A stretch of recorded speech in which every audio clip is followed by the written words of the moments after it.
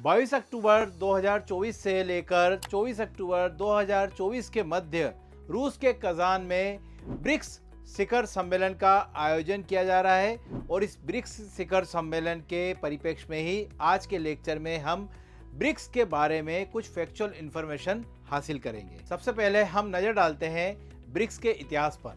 वर्ष 2001 में एक मशहूर अर्थशास्त्री थे जिनका नाम था जिम ओ नील। उन्होंने सबसे पहले ब्रिक शब्द दिया था।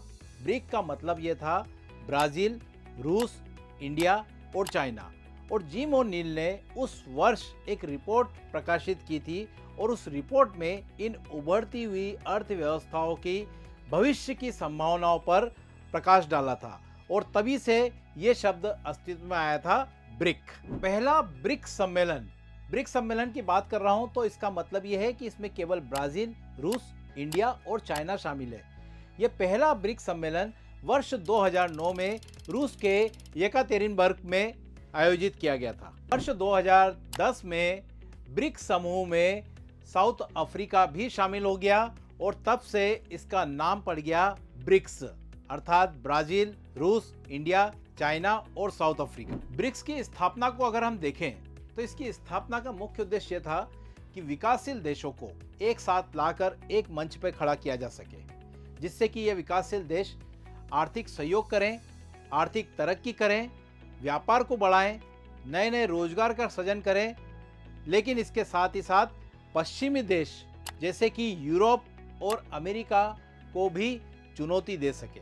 पश्चिमी देशों को चुनौती देने के उद्देश्य से ही ब्रिक्स नेशन में एक बहुत बड़ा महत्वपूर्ण पड़ाव आया था वर्ष 2014 में, जब ब्राजील में फोर्टालेजा डिक्लेरेशन के द्वारा न्यू डेवलपमेंट बैंक को अपनाया गया था। न्यू डेवलपमेंट बैंक, जिसका हेडक्वार्टर चीन के शंघाई में स्थित है और इसके फर्स्ट प्रेसिडेंट भारत के केवी कामत बने थे। अगर हम देखें न्यू डेवलपमेंट बैंक को तो इसका मुख्य उद्देश्य है कि विकासशील देशों में जो इंफ्रास्ट्रक्चर से रिलेटेड जितनी भी परियोजनाएं होती है उनके वित्त पोषण में ये एक बहुत बड़ा कदम है ब्रिक्स नेशंस का। ब्रिक्स समूह विश्व में अपनी महत्वपूर्ण भूमिका को देखते हुए ही अब अपने समूह को विस्तारित करने की दिशा में भी कदम उठा रहा है। जैसे ब्रिक्स समूह में अब मिस्र, इथोपिया, ईरान, सऊदी अरब और संयुक्त अरब अमीरात को भी शामिल किया जा रहा है और इसके बाद हो सकता है ब्रिक्स समूह का नाम ब्रिक्स प्लस रखा जाए। ब्रिक्स समूह के विस्तार होने के बाद यह विश्व का एक महत्वपूर्ण संगठन बन जाएगा। वह इसलिए बनेगा क्योंकि विश्व की लगभग 45% आबादी इस ब्रिक्स विस्तारित समूह में शामिल होगी।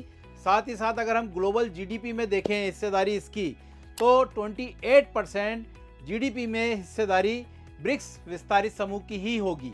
इसी टॉपिक पर विस्तार से लेक्चर को देखने के लिए आप हमारे YouTube चैनल को सब्सक्राइब करिए, लाइक करिए और अपने फ्रेंड्स में शेयर करिए। साथ ही साथ हमारे कोर्सेज को परचेस करने के लिए आप हमारे मोबाइल एप्लीकेशन को डाउनलोड करिए। Thank you. एकमात्र एजुकेशनल प्लेटफॉर्म जो 100% रिफंड पॉलिसी के साथ अपने सारे कोर्सेज अवेलेबल कराता है। तो अपनी प्रेपरेशन को और भी बेहतर बनाने के लिए आज ही अथर्व एग्जाम वाइज के अन्य कोर्सेज परचेस करें। Thank you.